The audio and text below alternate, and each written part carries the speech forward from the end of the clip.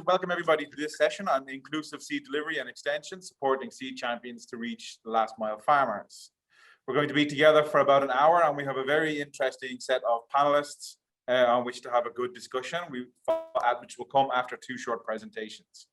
I'm now going to immediately hand over to our moderator for the session, which is Dr. Berber Kramer from IFPRI. Berber, thanks for being here and taking charge of this session. Over to you. Good luck and enjoy. Okay, thank you, James. So let me give first a little bit of an introduction to the topic today, and also to the GSST Africa topic on gender and seed systems. To have a vibrant, diverse and inclusive seed system that works for both African women and men, seed sector interventions need to be gender responsive and inclusive. This is why GSST Africa has a specific action learning module around gender and seed systems. As part of this module, we test what business models can help ensure that both women and men are equally benefiting from quality seeds. Prior research has found that women and men have different needs, preferences, and access to seeds. But research has remained mostly descriptive, with a focus on diagnosing gender gaps. And there is a shortage of evidence on whether proposed solutions for gender responsive seed delivery are indeed inclusive. And in generating that evidence, we need more action-oriented learning with multiple actors from different disciplines, all bringing in their unique expertise. With that in mind, GSST Africa is prioritizing a question that asks, what sustainable models for seed distribution actually reach the diversity of farmers engaging in smallholder production, including both women and men of different social categories. And this will include more holistic innovations, some of which will be showcased today. So that brings me to today's session.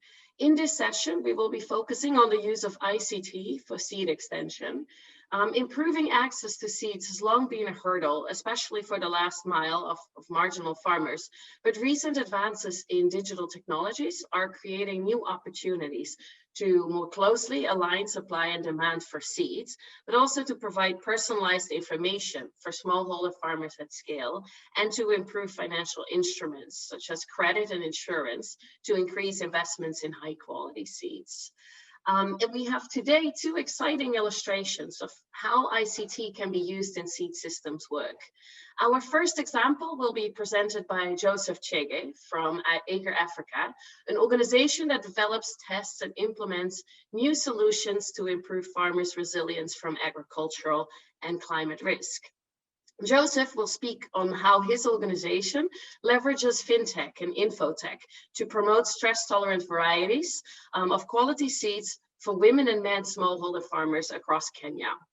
And then a second example will be presented by Rikin Gandhi from Digital Green. This is a global development organization that empowers smallholder farmers by harnessing the collective power of technology and grassroots level partnerships. Rikin will showcase how to use data collected through fintech and infotech initiatives to inform different actors in the seed system and roll out early stage design pilots to actually scalable and inclusive ICT tools using deep learning architecture. Joseph and Rikin both will have 10 minutes to highlight their work. And after that, we will have about 25 minutes for a panel discussion, in which we'll be joined by Sabdio Dido from the Alliance for a Green Revolution in Africa, which many of you will know as AGRA. So with that, I think we can get the session started. In case any of you have any questions, please do type them in the Q&A, and we will address your questions during the discussion in the second half of this session. So now it is my honor to introduce our first speaker of today, Joseph Chege. Joseph is a portfolio manager with Acre Africa, where he's involved in product development, sales and marketing, and project management. Joseph has a Bachelor of Science in Agriculture from Egerton University. He's not only an agronomist, but also has several years of experience underwriting insurance products for the agricultural sector. And I'm thrilled that Joseph is presenting his work around ICT and extension through Seed Champions today, not at least because this work is part of our action learning module with GSST Africa. So Joseph, the floor is yours.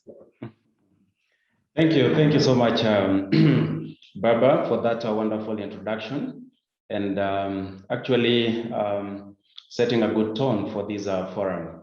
So in this, I won't actually do much introduction because we've covered that. But in this forum, I will be able to share our experience in the use of digital tools for inclusive business models to improve access to seeds. In one of our projects that we have worked with, or we have partnered with several organizations, and IFPRI being one, where Baba is one of our key principal investigator. And then we have a local research institute called KALRO, which means Kenya Agricultural and Livestock Research Institute. And then we have Wageningen University in research. So this project title is actually promoting stress-tolerant varieties at scale. This is by interlinking the private seed sector and insurance advisory services in Kenya. It's a project that is supposed to take or to run for 3 years, or basically 6 seasons. And I'll be able to share some of the experiences that we've had in this project. Can go to the next slide. Yeah, the main objective of this project basically is to pilot and implement a scalable approach or model to improve agricultural risk management and resilience for smallholder farmers. As you know, Africa has been operating in the agriculture insurance space, and working with the smallholder farmers, we realized that insurance cannot work alone until we incorporate other risk management solutions. So we came up with this concept, which has various interventions. And this actually concept was derived from the experience that we've had with this, with farmers or smallholder farmers as our target consumers of our services. So, and we all know the effects of climate change has been a reality, and it's really affecting our production systems within the farming communities. And farmers have really suffered losses attributed to climate risks due to the climate change. And then we have also seen in the past years, farmers getting very frustrated with the agronomic challenges like outbreak of pests and diseases. To list a few, we all know about fall armyworm as an epidemic. And then we have challenges like a desert locust, which have really affected our smallholder farmers. Not forgetting some few years, we had incidences to do with diseases like maize lethal and necrotic virus. So with this objective, with this concept, we want to combine stress-tolerant varieties, advisories to make sure that farmers are getting a complete package of risk management solutions. So that is the background, and then we feel that combination of these solutions will actually improve farmers' confidence even to invest more and even purchase or invest in stress-tolerant varieties. So what is innovative in this project? The project is basically leveraging on digital platforms because we all know reaching out and working with smallholder farmers, it's quite intensive. And then a challenge that we have experienced is getting credible data regarding the target communities or farming communities that we are looking at. So in this project, we are using digital platforms that we are using to collect credible data. And one of the key tool that we're using, we are calling it Kobo Collect. Then we are able to collect pre-season data before farmers harvest, like collecting seed demand, so that we are able to know how much these farmers are going to invest in terms of quantity of seed and the varieties that we are looking at. Then still using the same platform, Kobo Collect, we are able to track sales of seed. Once we book the seed, then we link farmers to seed distribution channels like regional distributors. And then we are able to make sure that farmers are getting access to the seed that we are promoting. Then we also have another platform that we use to monitor the crop performance during the cropping period, and we call that a See-It Grow, which is a mobile app. And this mobile app basically helps us to monitor performance of the crop, and champions farmers are actually given these smartphones we have a network of champions who we work with in this platform. So during the cropping period within their network of farmers, they're able to periodically visit these farms and then take pictures and submit on a platform whereby we are able to see how the crop is performing. Then we also able to use satellite to monitor rainfall, and we usually do these on weather index insurance products. So these are some of the solutions that we're using on digital solutions. Then the approach of working with the smart champion farmers, these are like key opinion shapers within the farming communities, and we call that model village-based champion farmers. So the reason why we do that is because we know farmers have more trust in these farmers. So working with them, we are able to even aggregate farmers and distribute our solutions and making sure that there's trust.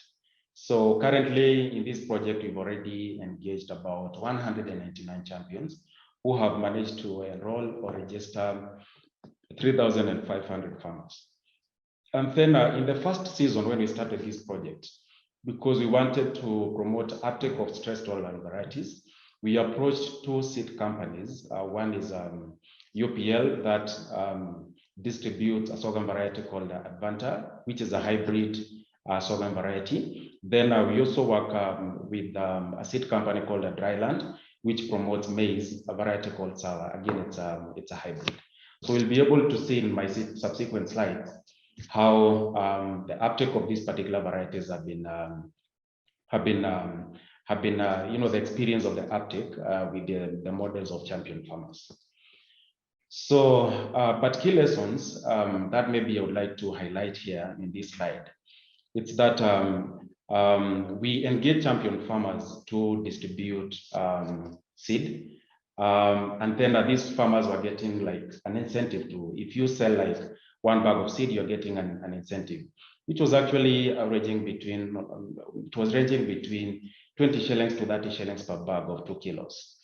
But the experience that we got is that there are those wholesale prices, and the gap or the difference between wholesale prices and retail prices was not sufficient to cover the distribution cost and other logistics. And remember, farmers are supposed to, or champion farmers are supposed to get a profit margin or a commission from that. So that was a major challenge. But then in future, what we are looking at is to work with other organizations that are having a similar model, whereby they book the seed demand within the farming communities, and then at the point of planting, then they're able to distribute. So some of these organizations, they have warehouses, and this is a partnership that we want to enter into, so that we are able to overcome this challenge. Then still, when we were trying to improve that model, we realized that distributors, working with distributors, they want us to pay for the seed before we even collect from their warehouses. So from the project fund, we are able to come up with a revolving fund so that we pay upfront, and then we are able to distribute that seed to farmers. But then the challenge was that means that we need to be having a revolving fund. And ECA Africa core business is to distribute insurance solutions. So that's why I'm saying when we work with these financial institutions and other organizations supporting farmers, we'll actually be able to maximize that collaborative advantage. Then another lesson that we learned working with female farmers was quite interesting, because the results, we were able to see out of 199 farmers, we're able to see the female champions were able to shortlist more farmers, actually 67% on average, as compared to male farmers who enrolled female farmers up to 52%. So that's a very interesting lesson that we've learned working with female farmers. Actually, we're able to reach out to more female farmers. Go to the next slide. Yeah, then this chart basically gives very interesting insights regarding distribution of seed by the champions. And as you can see, some of the varieties that you are promoting, We actually had green grams as a crop, and then we had sorghum and we had maize. In the first season, despite registering high demand in the original inventory, only 4 champion farmers were able to sell seed. And then that means 54 bags of the seed were from sorghum, and then 15 bags from maize seed that we are promoting. Then in subsequent seasons, we were able to revise the model with the revolving fund, and then on digital platforms like collection of the money that was being used when farmers pay, because we wanted to track that and, you know, objectively pay or reward or incentivize champions who are making good sales. We were able to improve that model. And then interestingly, in the subsequent season, we were able to support champion farmers, and they sold more than 1,000 bags of seed. But a significant gap between the quantity of seed that was booked and purchased is very evident from the bars. So that means farmers actually register more seed within their farmers network, but then what actually converts is less than that, and we can see that. But interestingly, we were able to see that significant improvement. Next. Joseph, a minute to wrap up. Yeah, thanks. I'm trying to hurry up. Then effects, we also able to, in this chart, we're able to see the effects of providing trial packs to farmers. And we can see that providing of trial packs increased demand for trial pack varieties. These are sour and Advanta varieties that we're promoting for future seasons. And that is for both female and male farmers, with more pronounced effects for sorghum variety amongst women. And then another interesting insight that we're getting from that is that from the sour variety, which is a maize variety, we did not, it was not able to outperform the other common maize varieties. And maybe probably what we feel is that farmers need to be sensitized more about this variety and its attributes, because it's relatively new variety in the market, or maybe using monitoring ICT tools to help us objectively come up with an ideal model. Maybe last one. Then another interesting part regarding insurance, this being our line of speciality, we also wanted to see how insurance would increase, or would the impact of insurance on demand of seed, and specifically on stress-tolerant varieties. But interestingly, what we can see from these preliminary data is that we do not seem to see any impact on the demand of seed attributed to insurance. So, and probably what we are thinking is that maybe farmers are looking at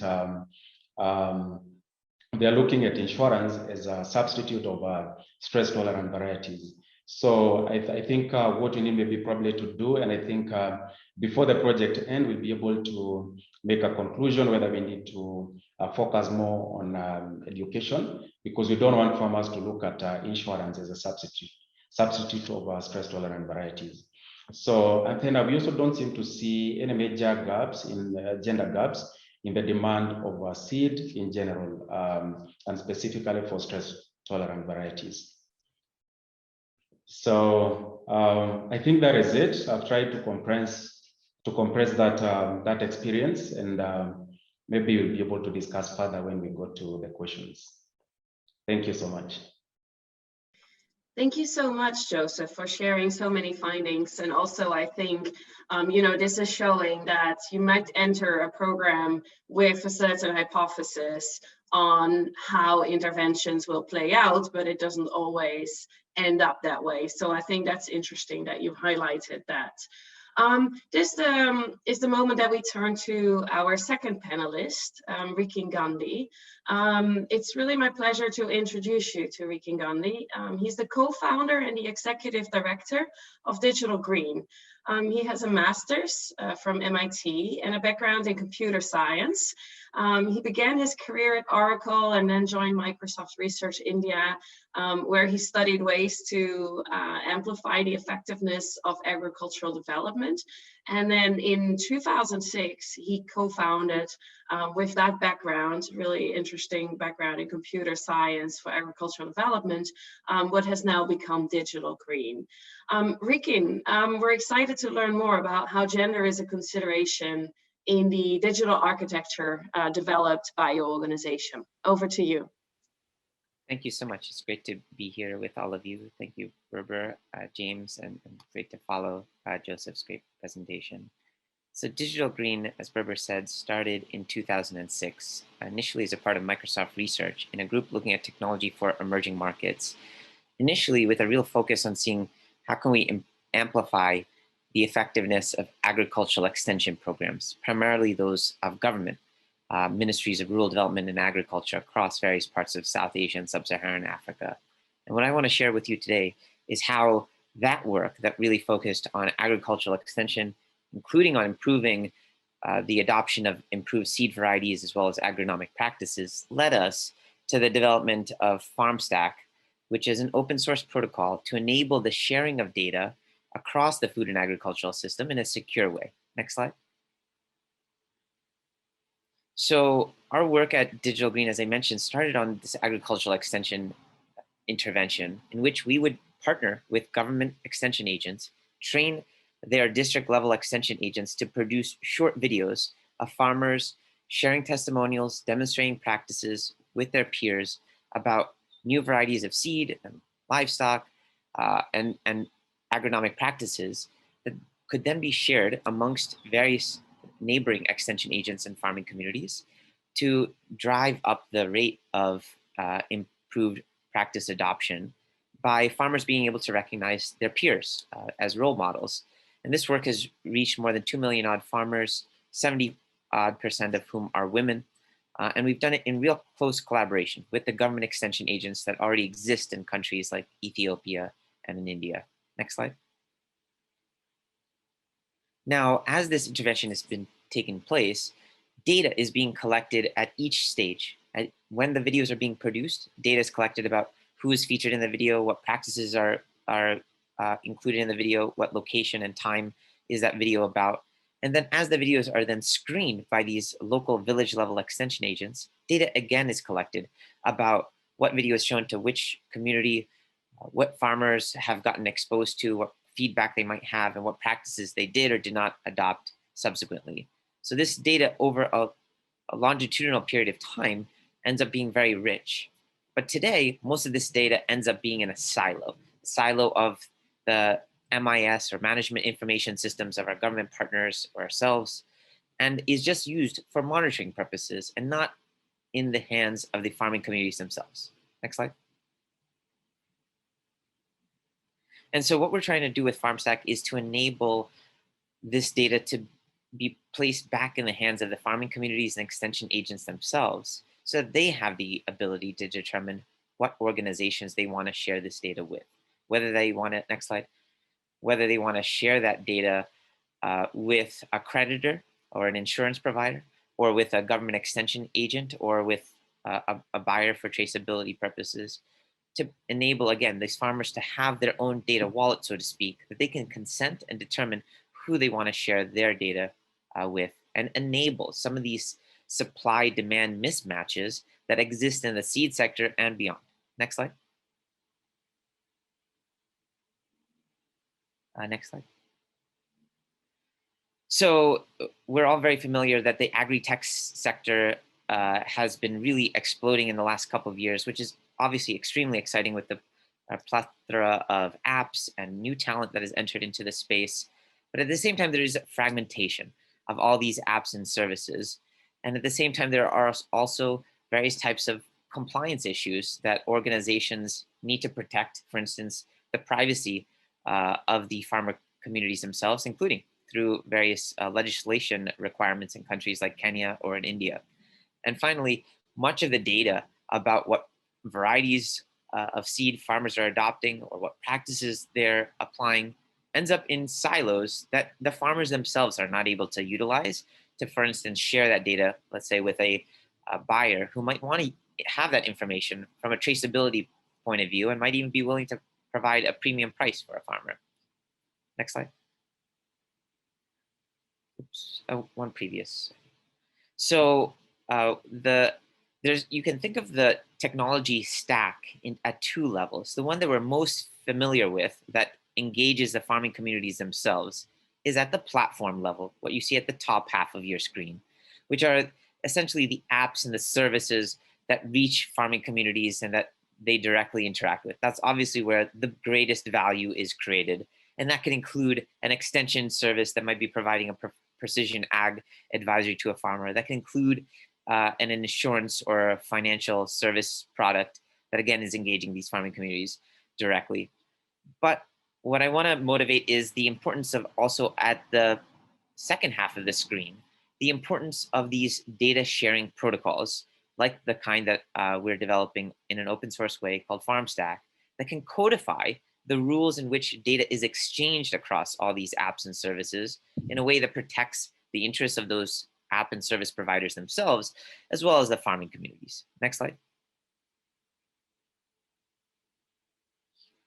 And so what we're building is an open source protocol that really puts community governance at the fore. For too long, a lot of data, especially that of marginalized and women community members, ends up being taken away from these farming communities and used for monitoring purposes or for aggregate data analytics purposes, but is not placed into the hands of these farming communities.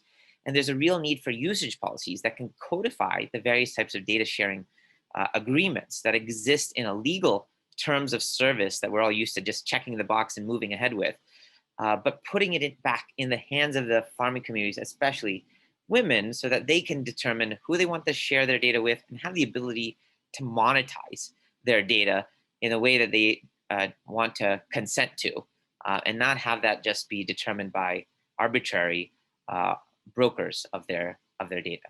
Next slide.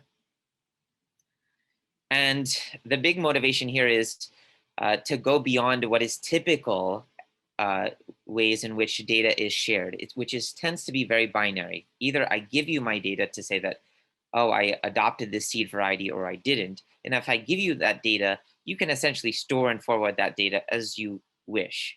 But what we're trying to do is create a higher order usage policy around the consent that you're giving for your data to be shared, so that it can be restricted to say, oh, that data can be only used for this particular app or service or for this particular duration and for this amount of time.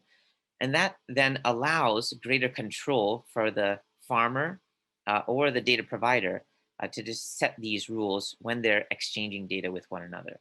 Next slide.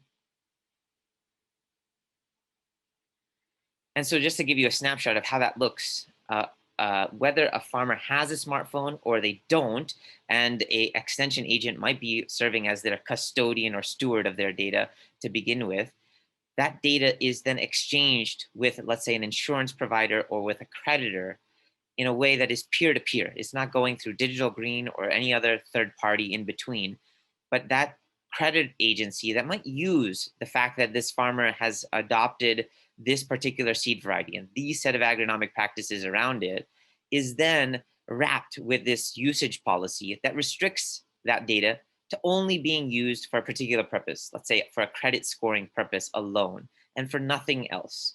And so that protects that farmer's interest for that really personally identifiable type of data and maintains the control of that data with the data provider or the farmer herself. Next slide. To give you a concrete example about how this looks like in practice, we have a bunch of use cases that are now live in India and in Ethiopia. This is a particular one in Ethiopia that we do in combination with the government's Ministry of Agriculture and the Agricultural Transformation Agency, as well as an agri-tech organization called Precision Agriculture for Development, PAD, and where essentially two types of data are being brought together. One is the gender of farmers that are belonging to village savings and loan associations. And then the second is a very large-scale farmer hotline that the Ethiopian Agricultural Transformation Agency, or ATA, has that reaches more than 3 million odd farmers. And the idea in this use case, which has been focused primarily on livestock and dairy, which we're also now in the process of extending to seed systems, is to enable the content in this IVR, or interactive voice response system, which is an automated phone call type of system that farmers receive pre-recorded audio messages about extension information related to dairy production practices, to customize those pieces of information based on their location and their gender and the breed of animals. But you can obviously imagine that the type of data that we're talking about here is extremely sensitive. It's very private information about the location, gender, and breed of animals. So we don't want that data to just go out in the public domain, for instance, on the web, where it could be misused, for instance. And so with FarmStack, this data can be joined, this gender and the phone number information, to give a farmer via Precision Ag for Development's IVR service a very customized audio message that, for instance, is in the voice of a fellow woman. Just as Joseph said, having fellow women be able to hear a peer's voice turns out to be very trustworthy for them to consider these practices for themselves. And so that data is combined, pushed via an audio message, and then the farmer is able to respond with a feedback or interaction with the IVR service to say whether this was a useful piece of information or not. And that's how we can protect the farmers' sensitive information while also combining it with other data sources so that they get a greater customized advisory. Next slide. And this is just one, of course, example of one particular use case with one set of actors. But the idea with this protocol, FarmStack, that we're building is to enable a greater amount of sharing across the agriculture and food sector, one that enables participants to codify their data sharing rules and have this ability to directly share their data with one another in a peer-to-peer way, and where stewards, who are generally these ministries of agriculture and rural development, can set some of these larger legislation and data protection requirements around the way in which data is shared and where consent and privacy is maintained by default. Next slide. And finally, where data is able to be discovered by farmers as well as others in the food and agricultural sector, so they can see what data is held by what entity and with what types of usage policies or data protection requirements, so that more of these use cases, just like the one that I shared, but going beyond to those including the seed system, and especially enabling women farmers to be able to both see impact related to seed systems, but also have the ability to control their own data, can be realized. Thank you very much. Next slide. Thank you, Ricken, for that really interesting presentation. And it's also, I think, fascinating to see these protocols actually being in place. And a nice build up on the previous presentation, whereby I think the protocols developed by Digital Green could provide ways to share the information that is collected in the previous case study that we looked at, presented by Joseph. So with that, we have now reached the second half of our session. And at this point, I would like to introduce you to Sabdio Dido. Sabdio is the head of gender and inclusiveness with AGRA. She's a senior professional with a strong track record of working with market-based solutions to spur pro-poor economic development. Sabdio is a specialist in inclusive markets, value chains, entrepreneurship, gender, youth, digital innovations, and business development, which are all central to the objectives of today's session, and which is why we are really thrilled to have Sabdio here today. Yeah, Sabdio, before we start looking at the questions that were posted in the chat, I first had a general question for you. Based on your experience, your vast experience in this area that we talked about today, what do you see as the key gender gaps in seed extension? And what do you think should be the main priorities for extension efforts that are aiming to make seed systems more inclusive? Thank you, Barbara, and I thank you very much to the other panelists, and hello to the participants who are listening in. Yes, I think it's very, very interesting cases have been presented right now by Joseph and Rukin, and I think from there already we can draw a lot of insights into the gender issues around seed systems, seed delivery, and of course seed extension. But just starting off with the seed delivery itself, of course, we know that a good harvest starts with a good quality seed. So it's very, very important that seed, good quality seed is available, is accessible, and of course, at prices that are affordable for both male and female farmers, taking into consideration the different tastes and preferences, and of course the aspirations of the smallholder farmers. As you know, AGRA has engaged extensively in the seed sector development in Africa. And there has been extensive lessons and very interesting insights we have learned from there. Just zooming into the gender attributes of the seed delivery system, looking, for example, the seed supply chain. This starts, of course, with the research and breeding.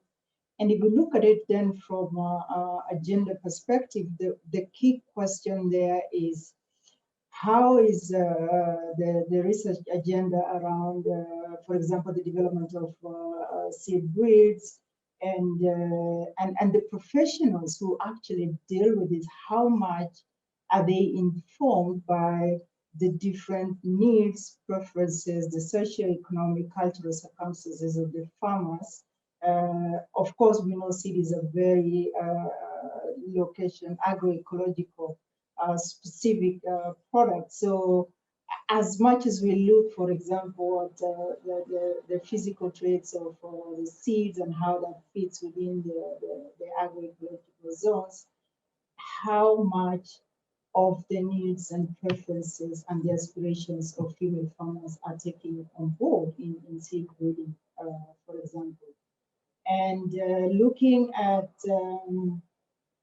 the seed availability, here again, we have seen that the bulk of the work has been in trying to make seeds available through commercial systems. And we know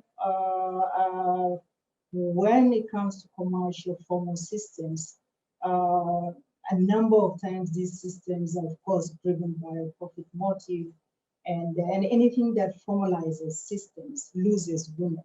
And so here again, there is a danger that, and this has been very clearly documented in evidence, that women actually will have better access if we have a combination of formal, informal systems through which, for example, they are able to get credit based on trust, and they can access seeds through this kind of systems.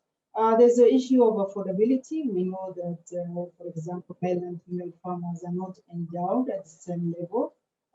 So again, here it's critical to have specific schemes that allow female farmers access seeds and delivery mechanisms, of course, that speaks to their needs. One of the things that AGRA has done, and I'm glad that actually both Joseph and Rikin have spoken to that, the issue around last mile access to seeds, having these champions in place, as Joseph talked to. We have in AGRA something we call village-based advisors, village or community-based advisors, as they are called in different countries.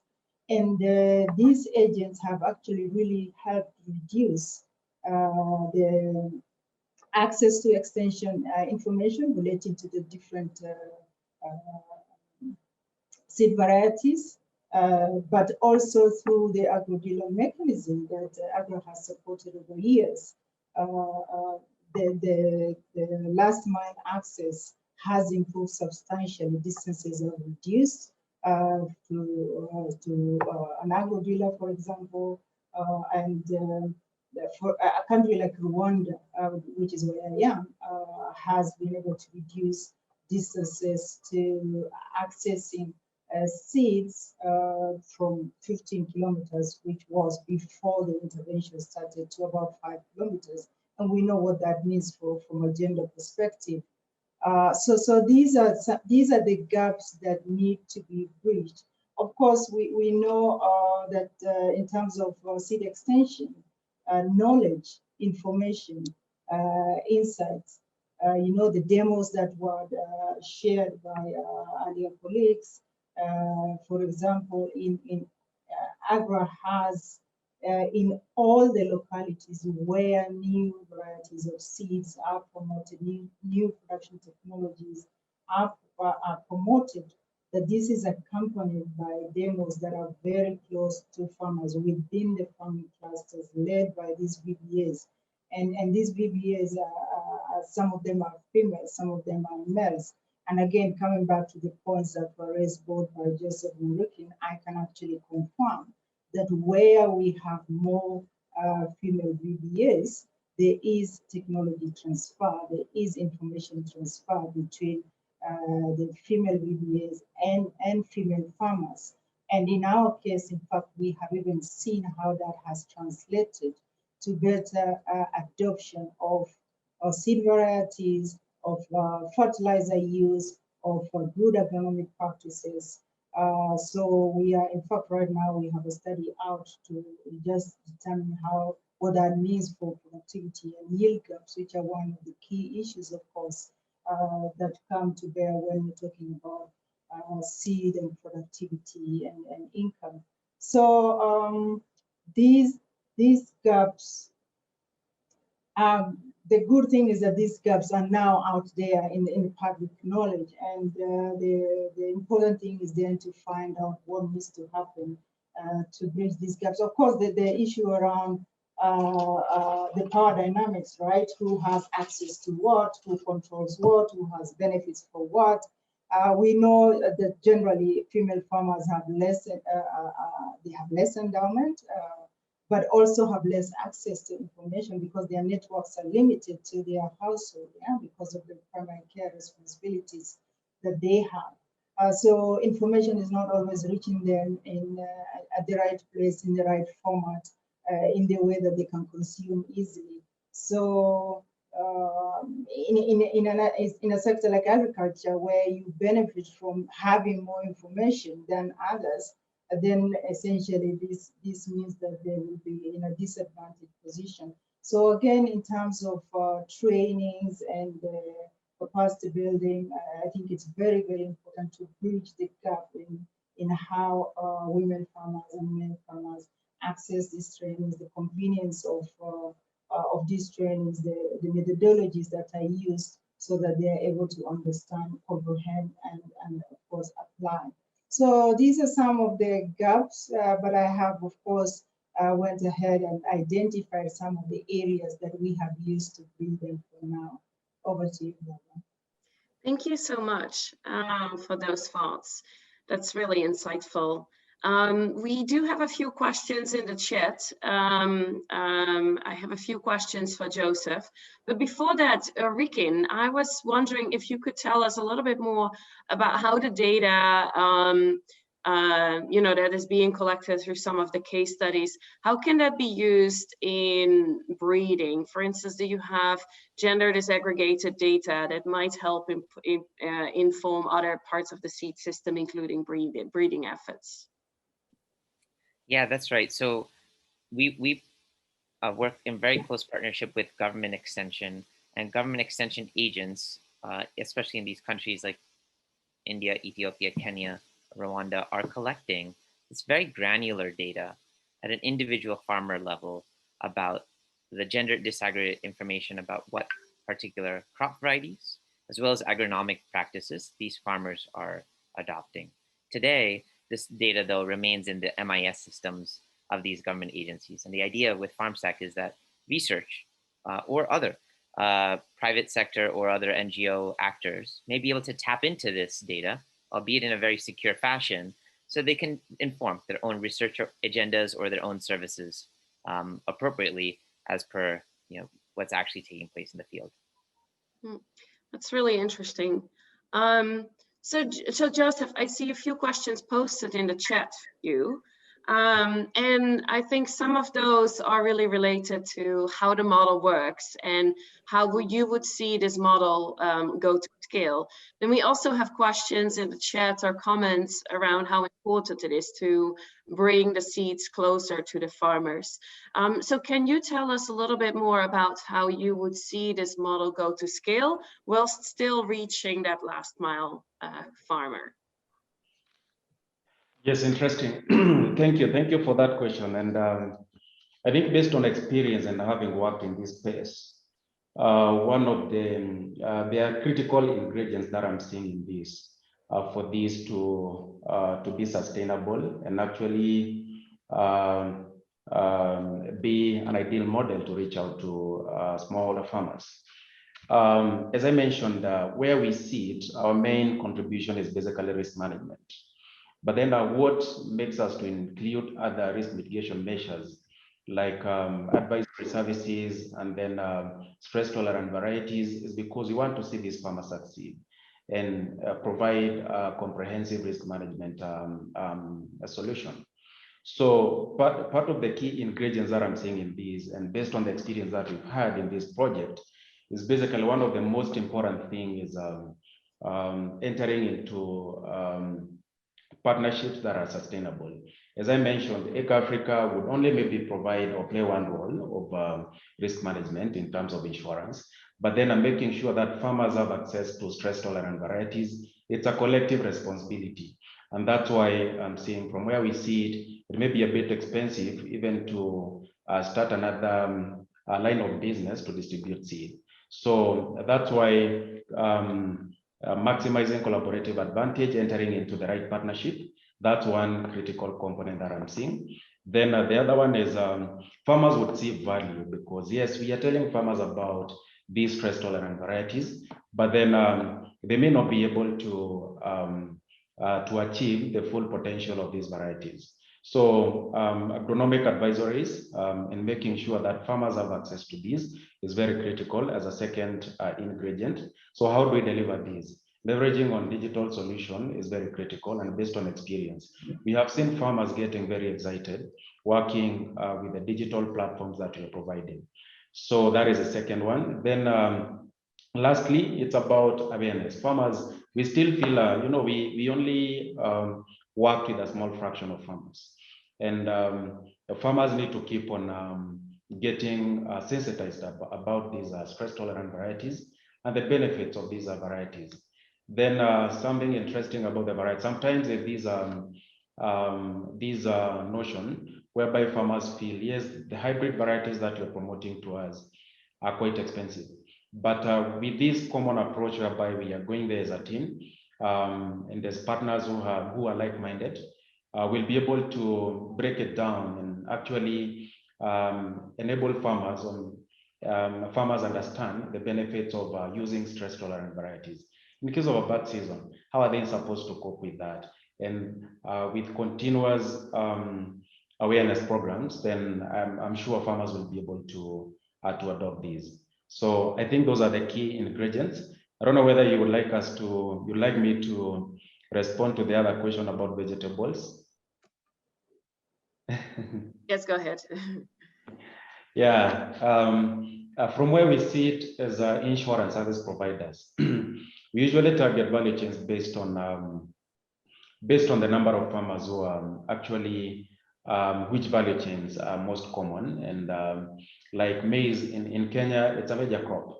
But that doesn't mean that we don't want to provide solutions for farmers who are doing vegetables. So the challenge that has been with vegetables is that designing and pricing of insurance solutions requires historical data, and sometimes getting data on vegetable because of the production systems becomes a challenge.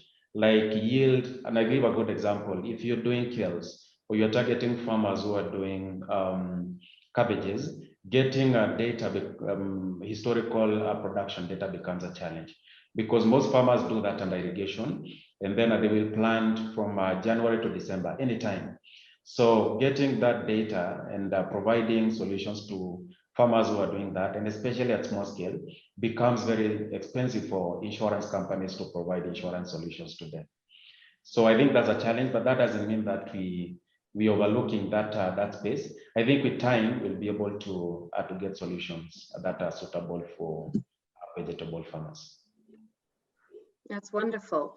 I heard you say earlier in the response that you were giving to scaling, I heard you mention kind of different interventions or involving different actors, that an insurance organization like Acre Africa cannot do it alone. And so we're looking at these holistic solutions. That brings me to a question for Rikin.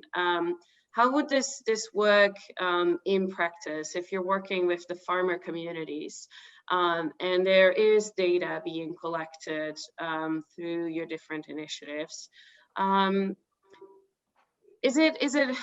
do farmers kind of in that ecosystem of a lot of different actors, how would you see the farming communities take decisions about which organizations to share their data with and which ones not? And is there a risk of these more holistic solutions whereby data is going to multiple providers who can provide a complementary or like a comprehensive package?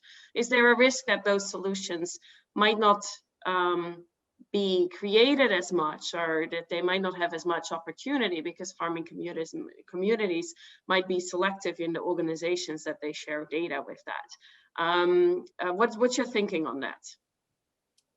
Yeah, it's a good question. The way that we would see it is that for too long, farmers have been essentially stuck in the walled gardens of particular monolithic kind of organizational service providers.